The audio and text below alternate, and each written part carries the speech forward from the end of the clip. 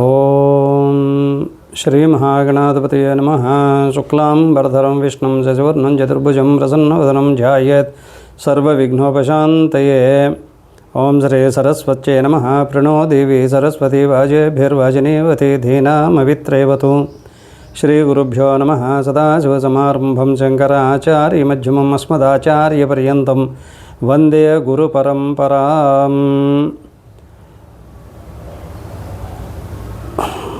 హరి ఓం. ఈరోజు సుందరకాండ గురించి ప్రస్తావించాలనుకుంటున్నాను. చాలామంది అడుగుతూ ఉంటారు, సుందరకాండ అంటే ఏమిటండి? ఎంఎస్ రామారావు గారు పాడినటువంటి తెలుగులో ఉన్న సుందరకాండేనా మీరు పారాయణ చేసేది అని అడుగుతూ ఉంటారు.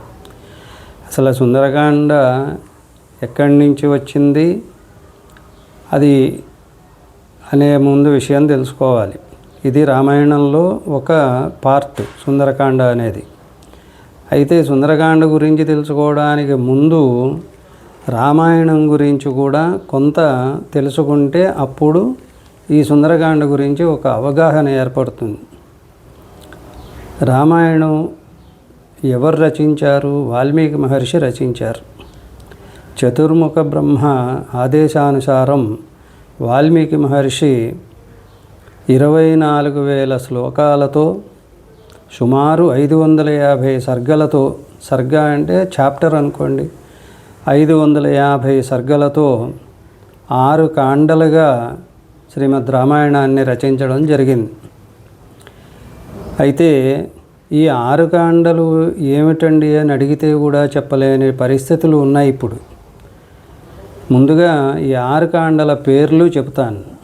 మొదటిది బాలకాండ, 2 అయోధ్యకాండ, 3 అరణ్యకాండ, 4 కిష్కింధకాండ, 5 సుందరకాండ, 6 యుద్ధకాండ. ఇలా 6 కాండల్లో శ్రీమద్ రామాయణాన్ని రచించడం జరిగింది. అయితే ఆయా కాండల్లో జరిగినటువంటి ఇతివృత్తాన్ని బట్టి ఆ కాండకి పేరు పెట్టారు వాల్మీకి మహర్షి. బాలకాండలో శ్రీరామచంద్రమూర్తి జననం, అలాగే రామలక్ష్మణ భరత శత్రుఘ్నులు జన్మించడం, వాళ్ళ విద్యాబుద్ధులు, తర్వాత విశ్వామిత్ర మహర్షితోటి రామలక్ష్మణుల యాగ సంరక్షణ కోసం వెళ్ళడం, అక్కడ మారీచ సుబాహులను నియంత్రించడం, తర్వాత విశ్వామిత్ర మహర్షితోటి మిథిలా నగరానికి వెళ్ళి శివధనుర్భంగం చేసి సీతాదేవిని వివాహమాడడం, ఇది అంతా కూడా బాలకాండలో ఉంది. తర్వాత 12 సంవత్సరాలు గడిచిన తర్వాత దశరథ మహారాజు, ఇంకా నేను వృద్ధుణ్ణి అయిపోయాను కాబట్టి రామచంద్రమూర్తికి పట్టాభిషేకం చేస్తాను, యువరాజు పట్టాభిషేకం అని చెప్పి సంకల్పించడం. ఆ 3వ భార్య అయినటువంటి దశరథ మహారాజు యొక్క 3వ భార్య అయినటువంటి కైకేయి తన పరిచారక అయినటువంటి మందర ప్రోద్బలంతో తనకు వసగినటువంటి 2 వరాలు కోరుకోవడం. అందులో ఒక వరం ఏమిటి అంటే భరతుడికి పట్టాభిషేకం, రామచంద్రమూర్తి 14 సంవత్సరాలు వనవాసానికి వెళ్ళడం అనేటువంటి 2 వరాలు కోరుకోవడం. వెంటనే మరుసటి రోజే రామచంద్రమూర్తి సీతాలక్ష్మణులతో కలిసి 14 సంవత్సరాలు వనవాసం ఎగడం. ఇది అయోధ్యకాండలో ఉంది. సరే, 13 సంవత్సరాలు పాటు అనేక అరణ్యాల్లో, అనేక మహర్షుల ఆశ్రమాల్లో గడిపిన తర్వాత దండకారణ్యం ప్రవేశం చేశారు సీతారామ లక్ష్మణులు. ఆ దండకారణ్య ప్రవేశం చేస్తే అక్కడ ఉన్నటువంటి ఋషులందరూ కూడా వచ్చి, ఈ రాక్షసులు మమ్మల్ని చాలా బాధ పెడుతున్నారు కాబట్టి మమ్మల్ని రక్షించాల్సింది అని రామచంద్ర ప్రభువుని వేడుకుంటే ఆయన అలాగే అని మాటిస్తాడు. ఈలోపు సీతాదేవి అడుగుతుంది, రాక్షసులతో వైరం లేకుండా ఎలాగ వాళ్ళని వధిస్తారు అని. అప్పుడు భరతుడి పాలనలో ఉన్న మనం ధర్మాన్ని నిలబెట్టడానికి మనకి ఎటువంటి అవకాశం అవసరం లేదు, వాళ్ళతో వైరం అవసరం లేదు.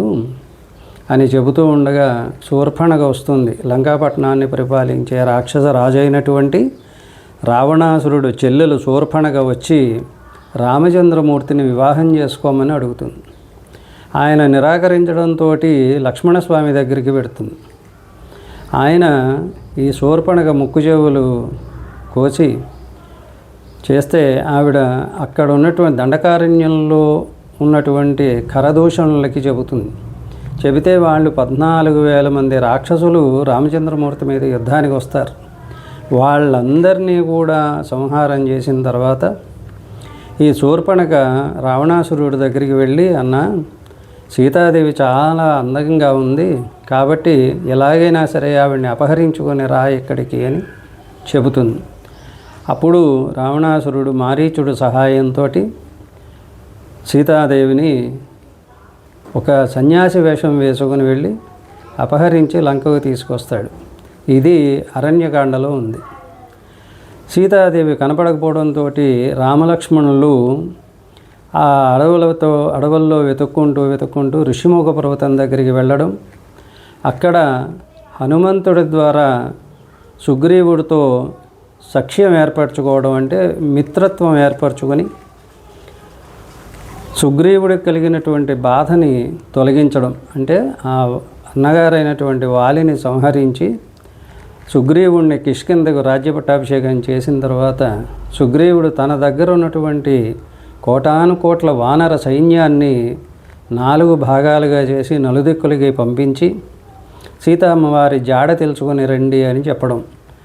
వాళ్ళంతా కూడా తూర్పు, పడమర, ఉత్తర దిక్కులకి వెళ్ళినటువంటి వానర సైనికులందరూ వచ్చి సీతమ్మ వారు కనపడలేదు అని సమాచారం ఇస్తారు. దక్షిణ దిక్కుకు వెళ్ళినటువంటి జాంబవంతుడు, అంగదుడు, నలుడు, నీలుడు, తర్వాత హనుమంతుడు మొదలైనటువంటి వానర వీరులందరూ కూడా కొంత దూరం అడవుల్లో అంతా వెతికారు, ఎక్కడా కనపడలేదు. అక్కడికి వెళ్ళేటప్పటికి సముద్రం అడ్డొచ్చింది. ఆ సముద్రం 100 యోజనాల విస్తీర్ణం కలిగి ఉంది. ఆ సముద్రం దాటిన తర్వాత లంకాపట్టణం ఉంటుంది. అక్కడ సీతమ్మ వారిని వెతకాలి. ఇదంతా కిష్కింధకాండలో జరిగింది.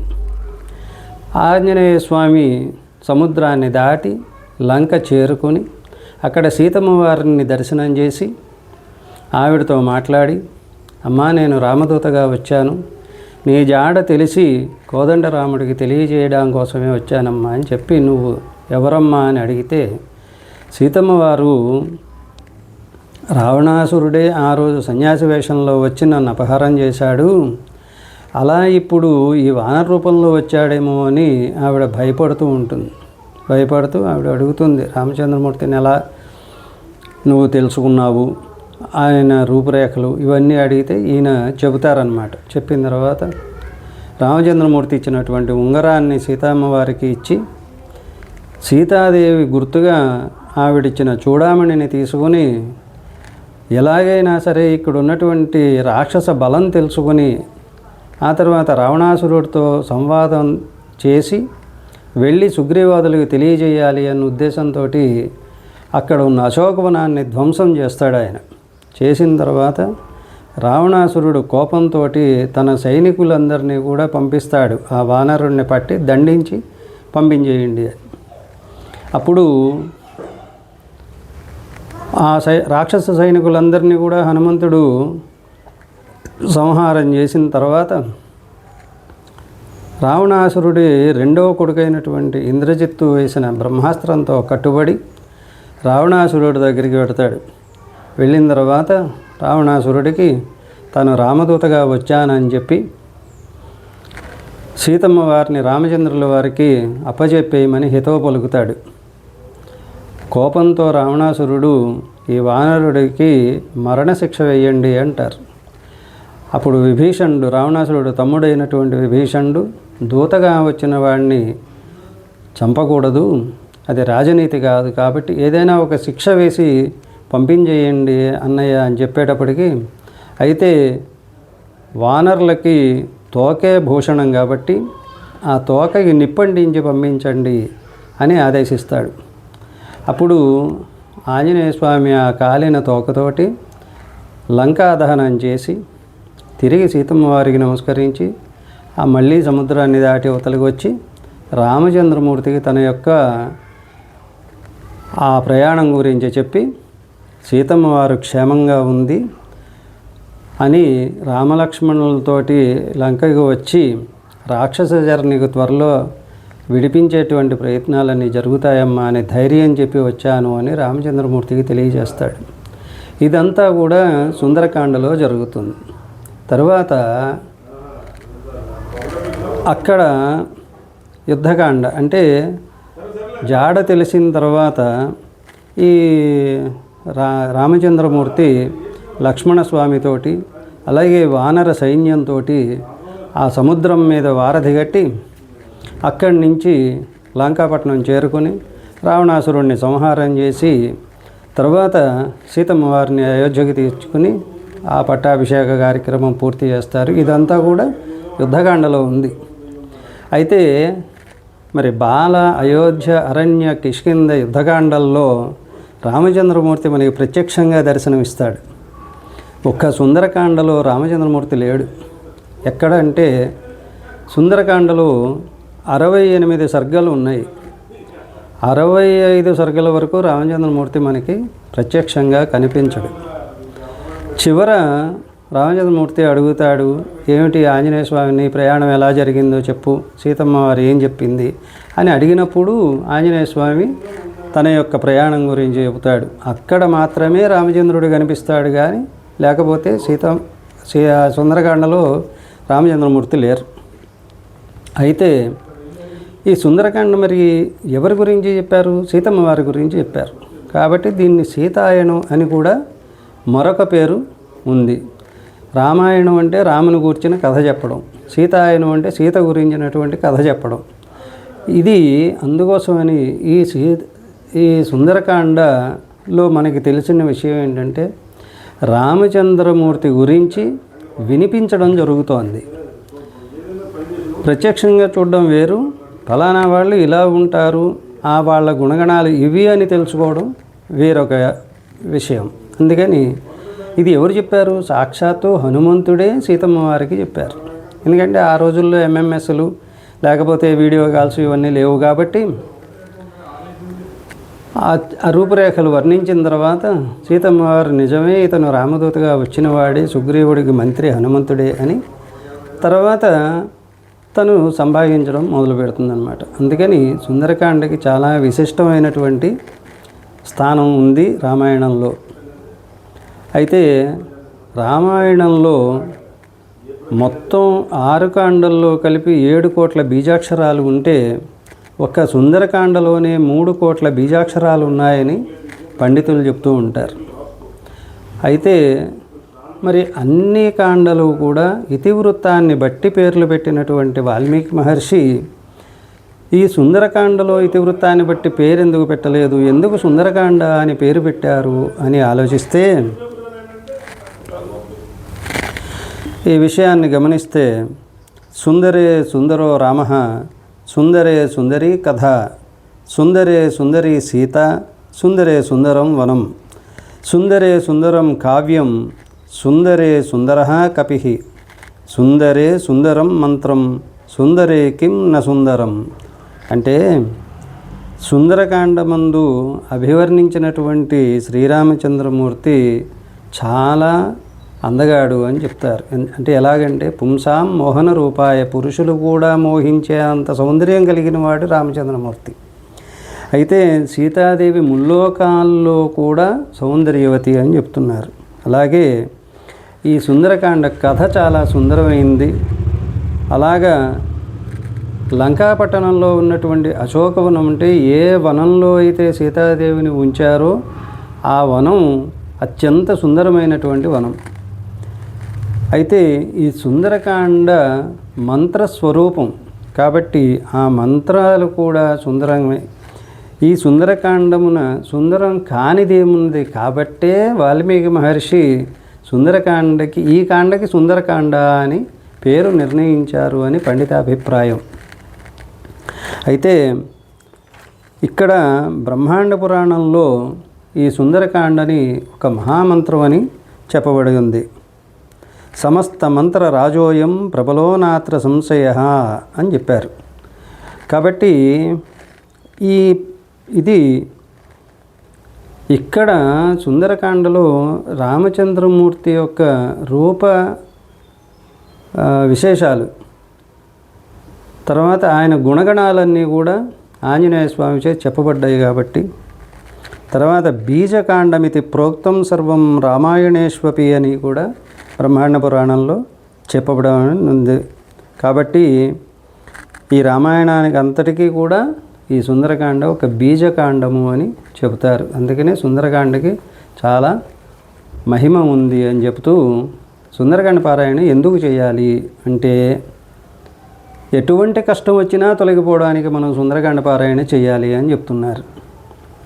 అయితే పిల్లలు చదువు రాకపోయినా సుందరకాండ పారాయణ చేయండి, వివాహం కాకపోతే సుందరకాండ పారాయణ చేయండి, ఉద్యోగం కోసం, వ్యాపారం అభివృద్ధి కోసం, అలాగే సంతానం కలగడం కోసం, కోర్టు పనుల్లో విజయం కలగడం కోసం, ఇలా ఎటువంటి ఆటంకాలు కలిగినా కూడా సుందరకాండ పారాయణ చేస్తే ఆ ఆటంకాలన్నీ కూడా దూది పింజల్లాగా తేలిపోయి మనకి కార్యసిద్ధి జరుగుతుంది అని చెబుతున్నారు. ఎందుకు కార్యసిద్ధి జరుగుతుంది అంటే, హనుమంతుడు సర్వకార్య సాధకుడు. ఆయన తలపెట్టిన కార్యాన్ని సాధించకుండా వదిలిపెట్టాడు. కాబట్టి అటువంటి ఆ చరిత్ర చదవడం, పారాయణ చేయడం వల్ల మన యొక్క కార్యాలు కూడా అన్నీ సిద్ధిస్తాయి అని నమ్మకంతో ఈ పారాయణ చేసుకోవాలి. ఈ పారాయణ ఎవరింట్లో వాళ్ళు చేసుకోవచ్చు. చేసుకోవడం రాని వాళ్ళు ఎవరితో అయినా పారాయణ చేయించుకొని ఆ తీర్థ ప్రసాదాలు తీసుకోవడం వల్ల కూడా వాళ్ళ అస్థితిగతులు మారి చక్కటి దారి ఏర్పడుతుంది. అన్ని కార్యాలు కూడా సఫలీకృతం అవుతాయి.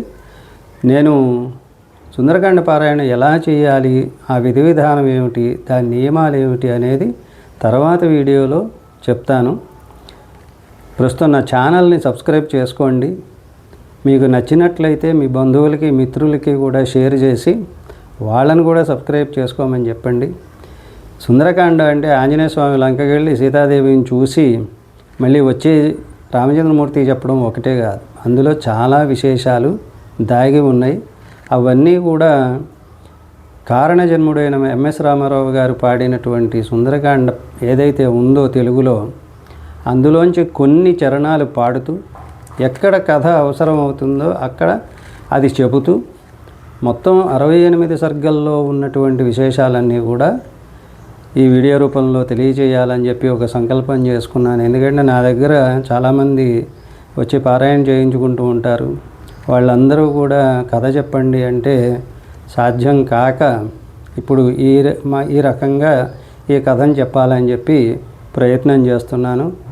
నా ఈ ప్రయత్నానికి మీరందరూ కూడా ఆస్తిక మహాశయులందరికీ కూడా విజ్ఞప్తి ఏంటంటే, ఇది వినండి, మీ అభిప్రాయాలు కామెంట్ రూపంలో చెప్పండి.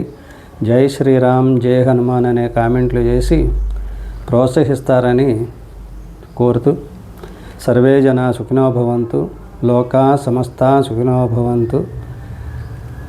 ఓం తత్సత్.